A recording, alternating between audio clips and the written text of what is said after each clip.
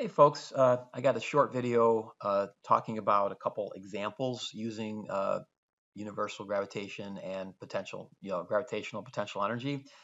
So the equation we came up with in our previous video was potential energy is negative always.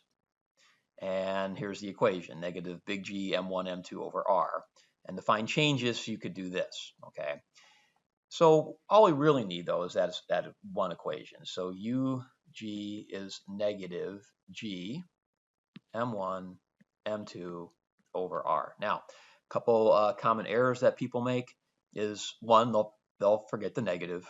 So please note that's always negative, okay? And two, it's over R, not R squared. Force and acceleration are over R squared. Energy is over R. Okay. All right. So the first example is going to be a calculation example. And I really strongly suggest that you try this calculation in your calculator and make sure your numbers match mine. That is one issue with this particular topic is there's a lot of calculation and it's very easy to mess up. So try at least one or two of these examples in your calculator and make sure you're getting the same answers that I am. And if you're not, make sure you get help from somebody about how to do the calculations. So here's the first one. Let's say here's the Earth, okay? And let's say you have an object at the surface of the Earth and you want to lift it to a high altitude. So for instance, let's say it's the International Space Station. The mass of the International Space Station is approximately 420,000 kilograms. Now we're not putting it in orbit, we're just flat out lifting it up, okay? And let's say we want to lift it up to its 211-mile altitude, okay? How much work would that take? In other words, what's the change in potential energy? Okay, so the work that I would have to do would be the change in potential energy. So the change in potential energy would be negative G, mass of the Earth, mass of the International Space Station over our final, minus negative G, mass of the Earth, mass of the International Space Station over R naught. Okay, now remember, we have to measure radii from the center of the Earth. So we're going from basically the surface of the Earth to the surface of the Earth plus this height of 211 miles. Okay. Now, when I do these in my calculator, I always try to simplify things as much as possible. So I'm going to switch the order of these. So the first one's positive. And I'm going to factor out the G, the mass of the Earth, and the mass of the International Space Station. And then really all I'm subtracting here is 1 over R naught minus 1 over R final. So that's an algebraically equivalent expression, okay? And then we have our numbers. So G is 6.67 times 10 to the negative 11th.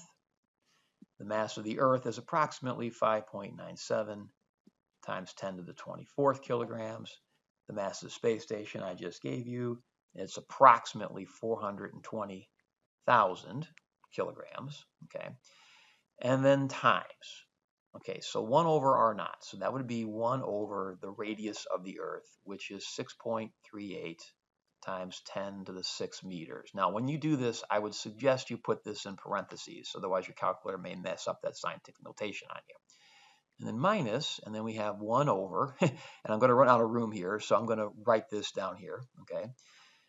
Well, here I have to add the radius of the Earth, okay, plus the 211 miles, but I have to convert that to meters, so I take that times 1609 meters in a mile. So that's what's going to go in that denominator down there, okay? So that's going to be the change in potential energy of the International Space Station, which is also the work done by you, okay?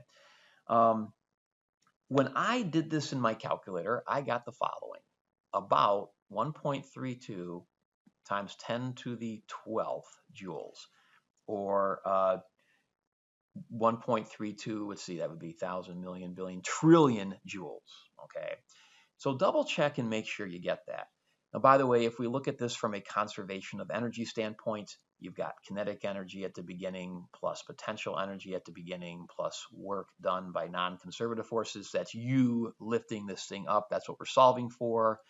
Okay, this equals the final kinetic energy plus the final, final kinetic energy plus the final potential energy.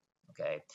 Now, by the way, in this problem, these two were 0, and so you're just taking work non-conservative is UG final minus UG naught, which is exactly what we did here. Okay, UG final minus UG naught.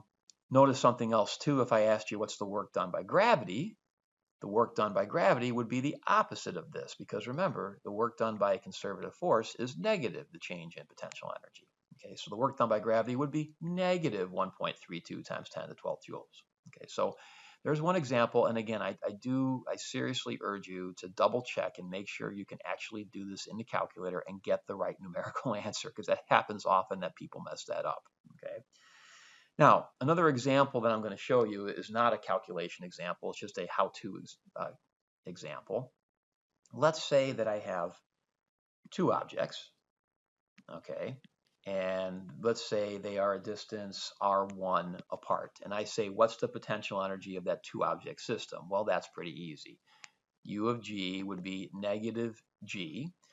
For the mass of A, I'll just call that A, and for the mass of B, I'll just call that B, and you would say over R1. Okay, so that's all well and good, right? Well, what if I had a third object here? We'll call it C. And let's say this distance here is R2, and this distance here is R3. What's the potential energy of that three-object system? Okay.